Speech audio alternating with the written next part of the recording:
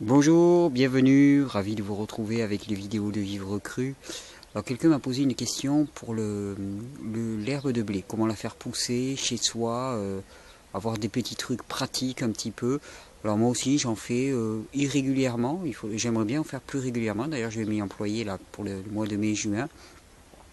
Mais c'est vraiment très simple et je voulais vous montrer un petit peu quel choix et comment s'y prendre de façon très simple. Donc on va rentrer directement dans ma mini serre qui est derrière moi pour aller voir un petit peu comment ça se passe.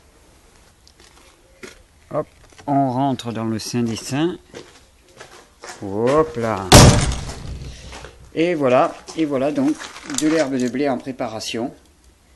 Donc il y en a 7, 3, 4, non, il y en a 8 en préparation. Alors, déjà, herbe de blé ou herbe d'orge. J'ai pas d'avis particulier, il y a des gens qui ont beaucoup cherché là-dessus, qui concluaient certains que c'était l'herbe de blé, d'autres l'herbe d'orge.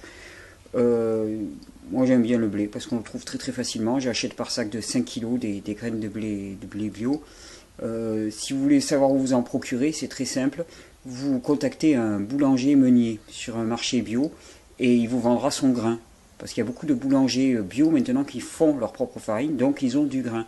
Et bien vous leur achetez 5, 10, 15 kg de grain, ça vous reviendra vraiment pas très cher. N'allez pas acheter du blé à germer en Biocoop qui va être exorbitant.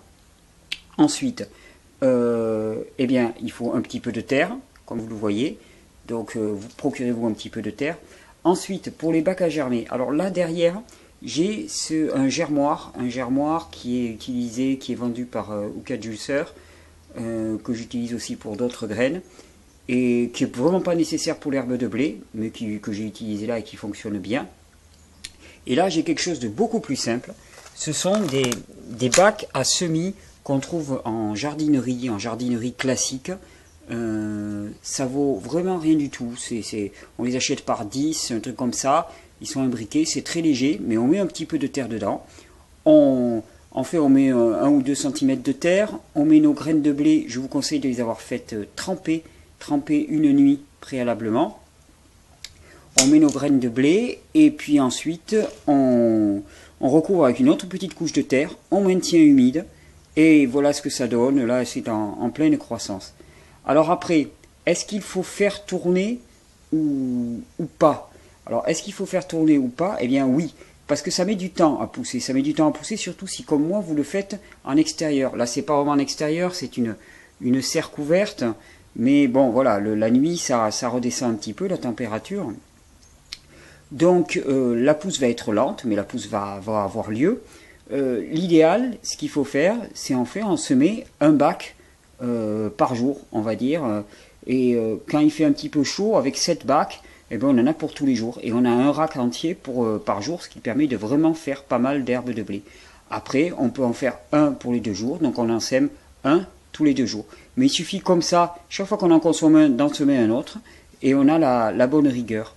La terre, une fois que l'herbe a été récoltée, eh bien, je vous conseille de la stocker dans un coin où elle va se composter avec les racines et donc elle va s'enrichir de plus en plus et vous la réutiliserez dans quelques temps pour faire de nouveaux semis. Voilà, tout simplement. Donc on fait tourner, on prend de la terre neuve pour remplir les racks, on remet une couche de blé germé, on fait pousser. Une fois que c'est poussé, eh bien on prend, après avoir coupé l'herbe, on la coupe au ciseau ou au ras, eh bien après avoir coupé l'herbe, on composte la terre utilisée qui va être réutilisée dans quelques temps. Et toutes les racines qui se seront décomposées, finalement, aura enrichi la terre. Et au final, vous aurez un excellent terreau.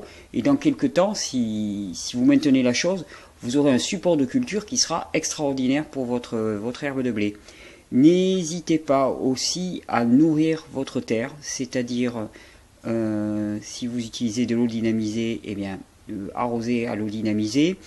On peut mettre aussi, si vous faites du lombricompost, eh bien le jus du lombricompost est extraordinaire pour arroser l'herbe comme ça, et ça enrichira énormément le sol. Sinon, ça peut être intéressant de mettre, suivant la qualité du sol que vous aviez à l'origine, ça peut être intéressant de mettre une petite dilution d'algues ou quelque chose comme ça pour vraiment nourrir la terre et faire en sorte que votre herbe soit nourrie. Parce que vous savez bien que finalement la qualité des aliments que nous consommons, attendez, je vais revenir en caméra frontale. Donc je disais, la qualité des aliments que nous consommons dépend directement de la qualité du sol sur lequel ils poussent. Et c'est bien pour ça qu'actuellement c'est assez critique et qu'il faut vraiment encourager l'agriculture biologique parce que c'est le seul moyen de restructurer des sols vivants. Et encore, c'est même l'agriculture biologique dans son cahier des charges est un petit peu trop légère à mon goût. Mais bon, c'est déjà un excellent début. Donc s'il y a quelque chose à privilégier, c'est bien la culture sur des terrains vivants. Alors le jardin, ben, c'est idéal parce que vous faites votre propre jardin et vous pouvez le rendre de plus en plus vivant en remettant au jardin exactement toutes vos détritus, tout le fruit de l'extraction. Quand vous faites des extracteurs de jus, eh bien la fibre qui en ressort, c'est excellent pour aller au jardin. Vous le mettez en surface comme ça et ça va composter tranquillement. C'est exactement comme pour le corps d'ailleurs, hein, c'est la notion de terrain, qualité du terrain qui fait qualité du produit. Donc la qualité de notre terrain extérieur fera la qualité des produits que nous pourrons consommer. La qualité de notre terrain intérieur fera la qualité de notre être et de ce que nous offrirons à l'extérieur. Voilà, c'était un petit point sur l'herbe de blé.